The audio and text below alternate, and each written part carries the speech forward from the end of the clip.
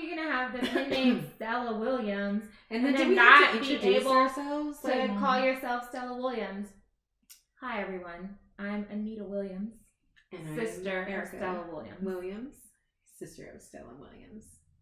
That's her, even though she doesn't remember her own nom de plume. I hope you all watched that video.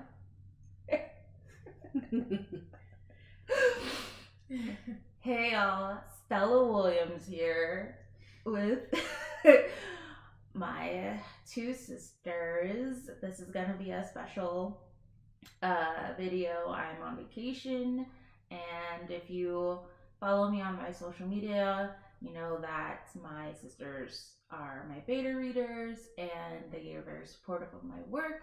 So I decided to wrangle them both into doing a video with me for my channel. I would just like to say that I am the youngest sibling, so they are going to probably at some point gang up on me. It's okay. I'm used to it. Gang up on you? Are you serious? That has never happened ever in the history of all history. Now, did we get in trouble for things that we did? Yes. Who's that?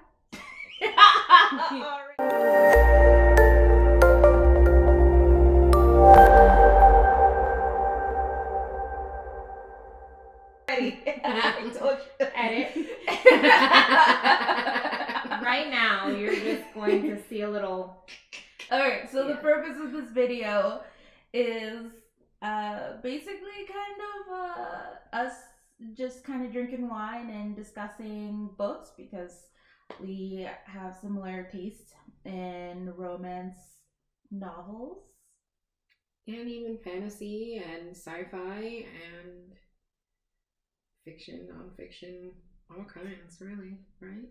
Yes, I've mentioned that we share our library, which is that's a nice way of that is a that. Very nice way of putting how this happens. That's a nice way of putting it. At several points in my life, I've had several Kindles so that I could connect them to my sister's accounts so that I can read the books that they have already paid for. Support authors. I do purchase books. Yeah, it's just ones that are like the Black Dagger Brotherhood, where the ebook is like $15. They're usually not buying that. No. Or if we do buy it, like we at least say, you don't buy this one, I will buy this one, and we try and switch off because $15.99 for an ebook. Yeah, right. That's a lot. Because if I bought the paperback or the hardcover, I would just send it to them and they would read it. So that's how I feel about that. But do not share my sister's books. Buy your own copy. Let's support Black art. I actually don't talk about my own books on my channel like almost at all. You should. I have like playlists that I have my book trailers on, and I occasionally I'll be like, oh yeah, buy my book, but I'm not. Like, if you're gonna shout out somebody, you should be shouting out yourself. Ferocious came out is earlier amazing. This month. You need to get it. Cop that. Best book so far. My mom loved it, by the way. And we also share our library with our mom, who could not be here to enjoy this vacation with Mommy, us. We miss you. I don't even think Mom watches my YouTube videos. Yeah, she does. When you send them to her.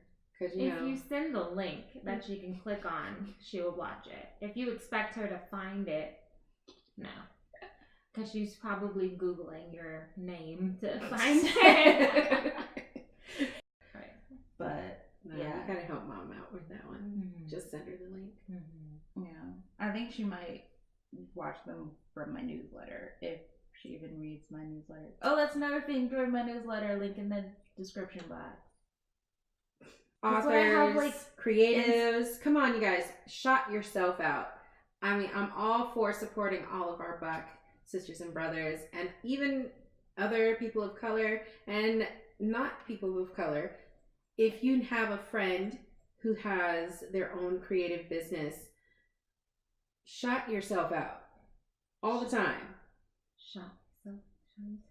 Can I tell you about a big pet peeve that I have? Because I know, like, when we get into the fact that there is a lack of representation of all non-white ethnicities, especially in paranormal romance. Can we please, authors, stop making every Asian character a fucking dragon? For real. A dragon. For real. Or a tiger. Yes, a dragon or a tiger. Oh my god. I think there is one. Or a panda. I read one where the Asian character was a panda. That might not even... Well, it would bug me a little bit. But it Come wouldn't be as on. bad as everyone being a damn dragon.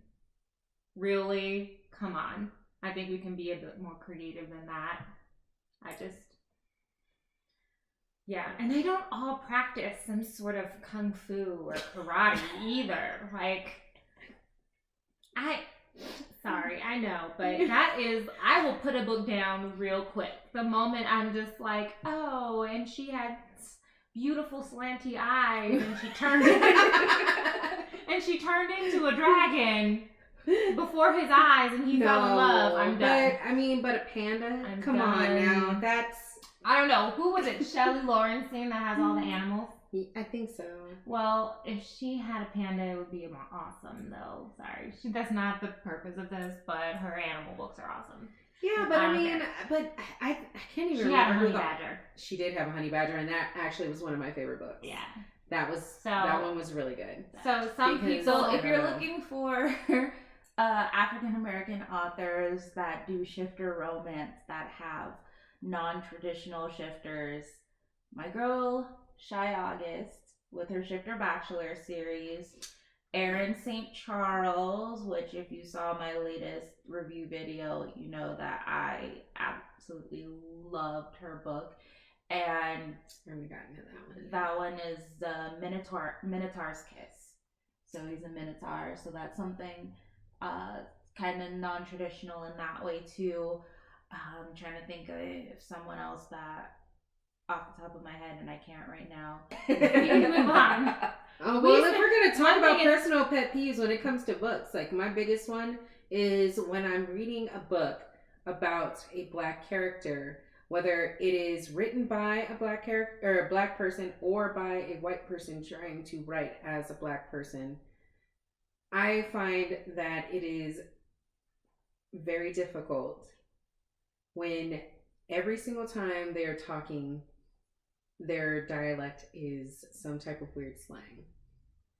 Right, because we have like an urban nomenclature, but it never sounds like what they say. But what they say in these books, and I don't understand it. I really don't, because it makes it very difficult to read it, especially when you know it's a white author that's doing it. And they should read some autobiographies written by like black people, because you can write using slang in a way that's very readable and relatable. But slang is regional. Slang is regional. And then on top of that, all I have to say is, fried chicken or watermelon. Oh, stop. Oh, wow. That book. So if you want the background on that book, I did make a video about it. It's entitled Stella's Story Time. I Burned a Book. Well, if you're going to burn one, that's one to burn. No. What I'm saying is,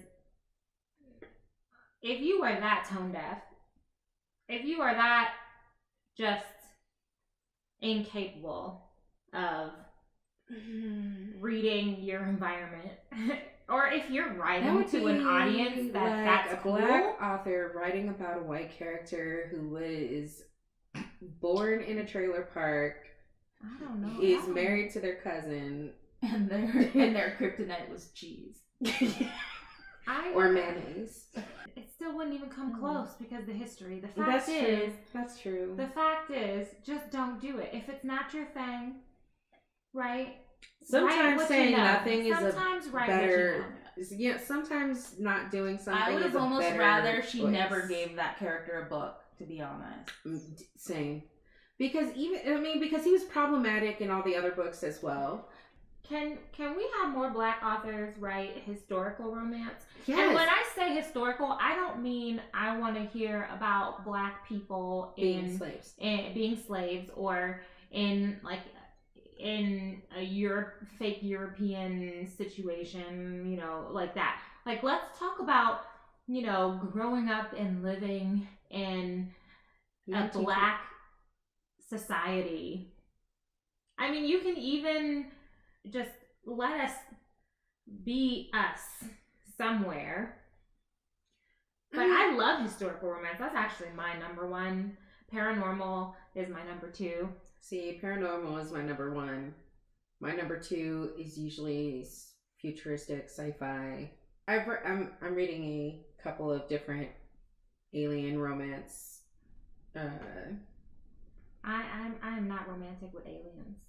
I would hope not, because at this point we haven't found any. But no, because I told you the other day, we are in the zoo. I read the reason why we don't see aliens is because they have us in a Earth zoo. That I read it on TV. No, you read it on TV. No. How much did you drink of this before? I read it. I had a beer before. Gotta blame it on my juice. And it would make sense. It would make sense. Yeah. So much stuff. It makes so much more sense. So, as I'm going to jump in from an author standpoint instead of a reader standpoint, there are actually a lot of Black historical romance authors. I just need to send you the list. Please do. Am I the only reader who, like, I am completely, you know, interested in our true history? But when I read a fanciful romance novel and I want to connect with a character of color, I don't want to read about the strong slave that somehow got with her master or you know, ran away with her husband and lived happily ever in the middle of the forest by themselves because they couldn't be themselves anywhere else. Or I mean, and also let's write about different time periods. Let's write about the 20s, the 30s, the 40s, the 50s, even the 60s and 70s, because there's some interesting things that happened during those times too. And there are also a Black Wall Street series before everything got, you know, destroyed. That would be really just cool. Prosperous couples just running shit. Like, let's have some stories like that. I love strong Black characters, and I love that paranormal romance gives people the opportunity to create stories that maybe aren't possible, but you can create characters that we can relate to with the impossible. But it would be nice to have some real world too.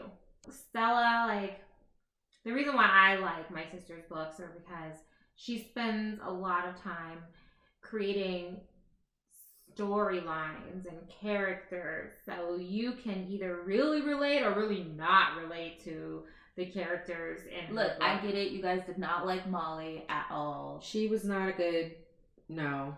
So I mean, sometimes like we're getting up there in age, and sometimes the characters in my sister's stories are younger people who react to things in a way younger people might react, and so I just roll my eyes at them. But that's kind of all of romance right now. Like, this is another side note. Let's write some romances for people that are not 18, 19, 20. Yeah, they 21, can be 22, 23, 24, in their 25. 30s. And yeah, 30s is a boss good spot. women and single. It's a thing that happens all the time.